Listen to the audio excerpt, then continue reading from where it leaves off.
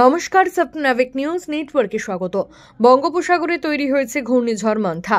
28 October মঙ্গলবার সন্ধ্যা বা রাতে অন্ধ্রপ্রদেশের কাকিনাড়াতে স্থলভাগে প্রবেশ করতে পারে এই সুপার সাইক্লোন। ল্যান্ডফলের সময় ঝড়ের গতিবেগ সর্বোচ্চ 110 কিলোমিটার পর্যন্ত হতে পারে বলে আশঙ্কা প্রকাশ করেছেন আবহাওয়াবিদরা।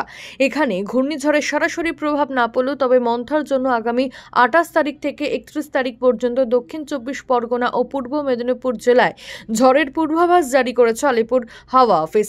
ইতিমধ্যেই সুন্দরবনের বিভিন্ন পর্যটন কেন্দ্র থেকে পর্যটকদের ফিরে যেতে বলা হচ্ছে। উপকূলবর্তী অঞ্চলে 40 থেকে 45 কিলোমিটার বেগে বইতে পারে ঝোড়ো হাওয়া। সম্ভাব্য দুর্যোগ মোকাবিলায় ইতিমধ্যে তৎপর হয়েছে প্রশাসন। দক্ষিণ 24 পরগনা জেলায় সাগর ব্লকের প্রশাসনের পক্ষ থেকে সিভিল ডিফেন্সের কর্মীরা সমুদ্র সৈকতে মাইকিং প্রচার শুরু করেছে। অন্যদিকে প্রচার শুরু হয়েছে নামখানা থানার পক্ষ থেকেও। মামুনি রায়, স্বপ্নাবিক নিউজ, দক্ষিণ 24 পরগনা। জয় হিন্দ।